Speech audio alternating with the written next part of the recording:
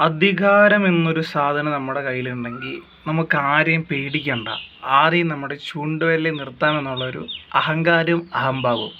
അത് കുറേയൊക്കെ ശരിയാണ് കേട്ടോ. നമ്മുടെ കൂടെ അധികാരമുള്ള ഒരാൾ, എല്ലാ നിയമങ്ങളും അറിയുന്ന ഒരാളുണ്ടെങ്കിൽ നമുക്ക് കുറച്ച് അഹങ്കാരം കൂടും, നമുക്ക് കുറച്ച് അഹംഭാവം കൂടും, മൊത്തത്തിൽ കാര്യങ്ങളൊക്കെ കൂടും. പക്ഷേ അത് നമ്മൾ ഈ പാവപ്പെട്ടവരോട് എടുക്കുമ്പോൾ അതെന്താണ് പറയുക, അത് വല്ലാത്തൊരു വൃത്തികെട്ട പരിപാടിയാണ്. കഴിഞ്ഞ ദിവസം KSRTC ഡ്രൈവറോട് മേയറും നമ്മുടെ സച്ചിൻ ദേവ് MLA യും പിന്നെ അവരുടെ കൂടെ വന്ന 2-3 ആൾക്കാരും കൂടി കാണിച്ച വളരെ വൃത്തികെട്ട മോശമായ പരിപാടി. അത് ആ ഡ്രൈവർ യദു എന്നാണ് പുള്ളീൻ്റെ പേര്. ഇപ്പോൾ KSRTC ഡ്രൈവർമാരും KSRTCയും അത്ര വലിയ മെച്ചമാണെന്നല്ല പറയുന്നത്, വളരെ വൃത്തികെട്ട രീതിയിൽ വണ്ടി ഓടിക്കുന്നവരുണ്ട്.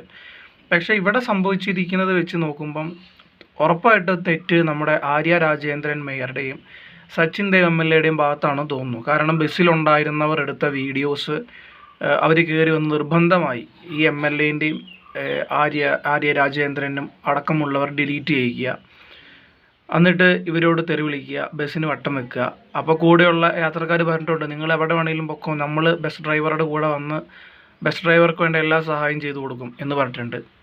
അപ്പോൾ തന്നെ നമുക്ക് മനസ്സിലാവും കേട്ടോ ഏകദേശം തെറ്റാരുടെ ഭാഗത്താണെന്നുള്ളത്. അപ്പം നമ്മുടെ ഇതു എന്ന് പറയുന്ന ഡ്രൈവർ പറയുന്നുണ്ട്, കാറ് വട്ടം വെച്ച് നിർത്തിയിട്ട് ആദ്യം 2 പയ്യന്മാരാണ് ഇറങ്ങി വന്നത്. ആര്യ രാജേന്ദ്രനും സച്ചിൻ ദേവും എല്ലാം വന്നത്. 2 പയ്യന്മാർ ഇറങ്ങി വന്നിട്ടാണ് ഭയങ്കര ഷോ ഓഫ് കാണിച്ചത്. കാരണം എന്താണ്, കൂടെയുള്ളത് മേയറും ഒരു MLA ആണെന്ന് അവർക്കറിയാം. അപ്പോൾ അവർക്കതിൻ്റെ ഒരു അഹംഭാവമുണ്ട്. അപ്പം KSRTC ബസ് ജീവനക്കാരൻ താൽക്കാലിക ജീവനക്കാരനാണ്.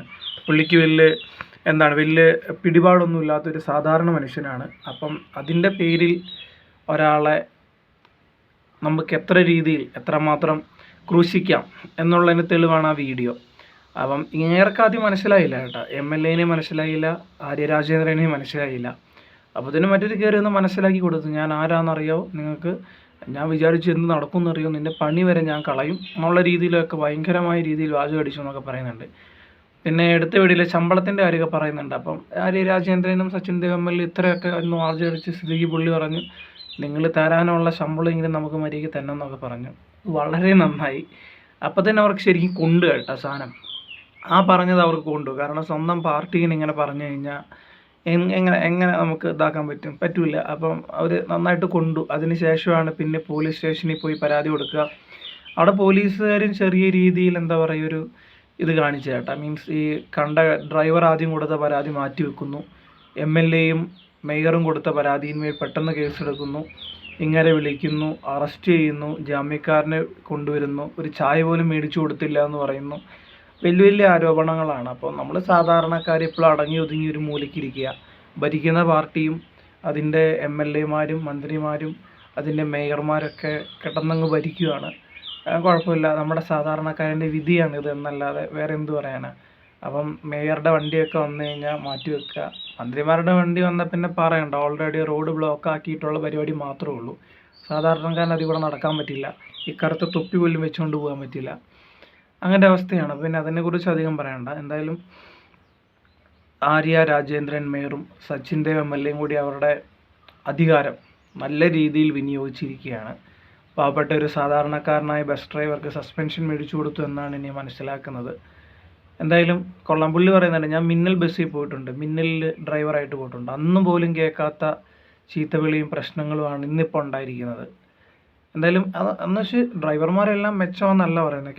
KSRTC അത്ര വൃത്തികെട്ട രീതിയിൽ വണ്ടി ഓടിക്കുന്നവരുണ്ട്. പക്ഷേ ഇയാളുടെ ഭാഗത്ത് ഞാൻ നിൽക്കാൻ കാരണം, ബസ്സിലെ ആൾക്കാരെടുത്ത വീഡിയോസ് ഈ സച്ചിൻ ദേവ് MLA-യും ആര്യ രാജേന്ദ്രനും കൂടെ വന്നവരും കൂടി ഡിലീറ്റ് ചെയ്യിപ്പിച്ചു എന്ന് പറയുമ്പോൾ തന്നെ നമുക്ക് മനസ്സിലാവും ആരുടെ ഭാഗത്ത് തെറ്റൊന്നുമില്ലെങ്കിൽ പിന്നെ ആവശ്യമില്ലാതെ വീഡിയോ ഡിലീറ്റ് ചെയ്യിപ്പിക്കുക, അതിൻ്റെ ആവശ്യമൊന്നുമില്ല.